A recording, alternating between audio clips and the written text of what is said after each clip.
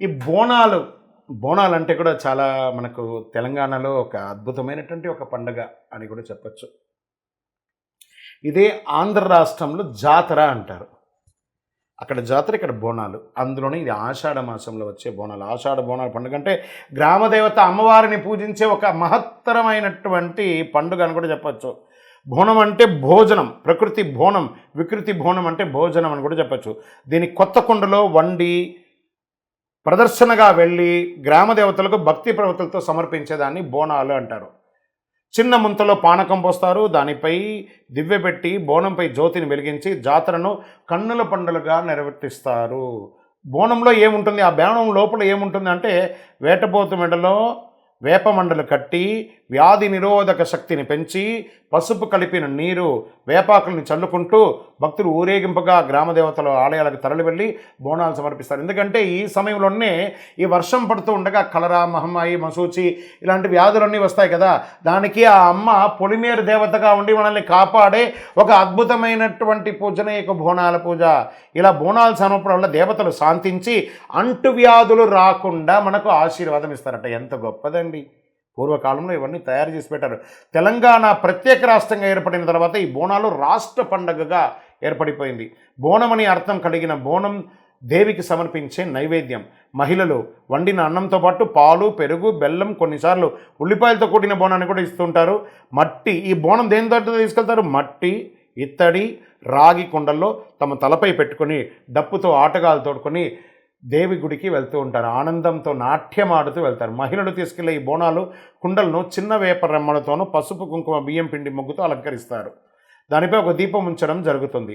మైసమ్మ, పోచమ్మ, ఎల్లమ్మ, పెద్దమ్మ, డొక్కాలమ్మ, అంకాలమ్మ, పోలేరమ్మ, మారేమ్మ మున్నగు పేర్లు కల ఈ గ్రామదేవతల గుళ్ళను ఎంతో సుందరంగా అలంకరిస్తారండి. మనలో ఈ రాసుల వారు అన్ని సమస్యలు కూడాను అద్భుతమైనటువంటి ఏ విధమైనటువంటి మనకు రావు ఆ వ్యాధులన్నీ కూడా చెప్పవచ్చు. దీనికి పోతరాజులు కూడా వేషధారిగా ఆషాఢ మాసంలో దేవి తన పుట్టింటికి వెళ్తుందని నమ్మకం. అందుకే భక్తులు ఈ పండుగ సమయంలో దేవిని దర్శించి తమ సొంత కూతురు తమ ఇంటికి వచ్చింది అనే భావనతో భక్తి శ్రద్ధలతోనే గాక ప్రేమానురాగాలతో బోనాలు, ఆహార నైవేద్యం సమర్పిస్తారు. ఈ తంతును ఊరడి అంటారు. వేరువేరు ప్రాంతాల్లో పెద్ద పండుగ, వంటల పండుగ వంటి పేర్లతో పిలుస్తూ ఉంటారు. కాలక్రమేణ తర్వాత కాలంలో బోనాలుగా మారింది. బోనాల సందర్భంగా పొట్టేలు రథంపై అమ్మవారిని ఊరేగింపు చేస్తారు. పూర్వకాలంలో ఈ పండుగ రోజు దుష్ట శక్తులు ప్రార్థనకి ఆలయ ప్రాంగణంలో ఒక దున్నపోతుని బలి ఇచ్చేవారు. అది కాలక్రమంలో అవన్నీ ఆపేసి ఇప్పుడు మేకపోతులు, దున్నపోతు అవన్నీ కోడి పుంజుల్ని బలి ఇవ్వడం మొదలుపెట్టారు. బాగా దున్నపోతుని ఆపేశారు. ఈ పండుగ రోజు స్త్రీలు చక్కగా మంచి పట్టు చీరలు, ఆభరణాలన్నీ కూడా ధరించి తల మీద బోనం పెట్టుకొని అమ్మవారిని దర్శనానికి వెళ్తూ ఉంటారు.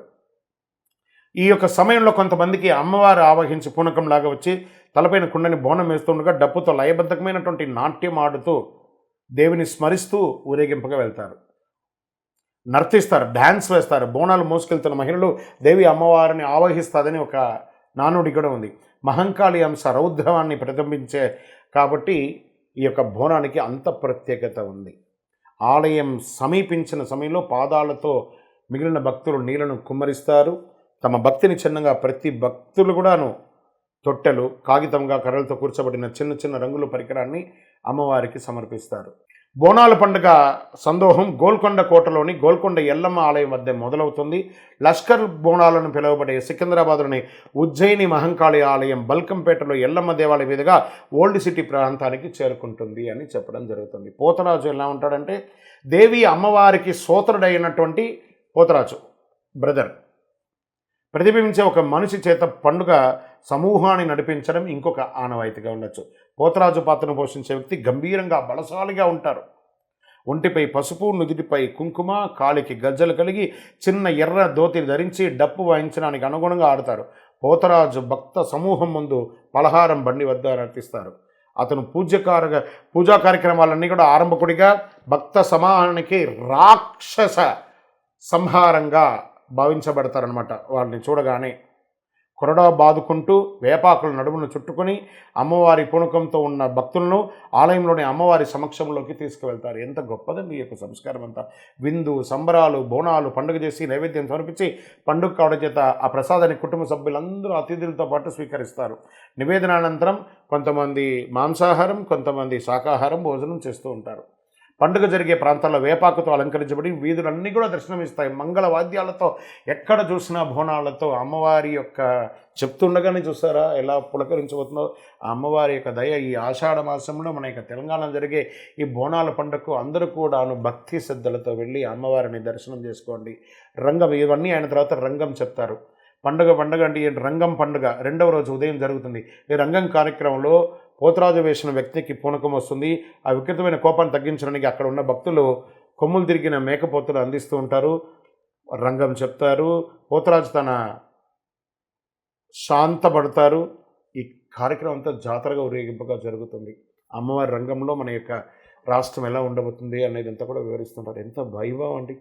టీవీలో చూపిస్తుంటారు. అన్ని రకాల మన యూట్యూబ్ల ద్వారా కూడా మన యొక్క టీవీ ఛానల్ ద్వారా కూడా ఈ యొక్క ఆషాఢం బోనాల గురించి చెప్పాలనే ఒక సంకల్పంతోనే ఈరోజు ముందుకు వచ్చాము.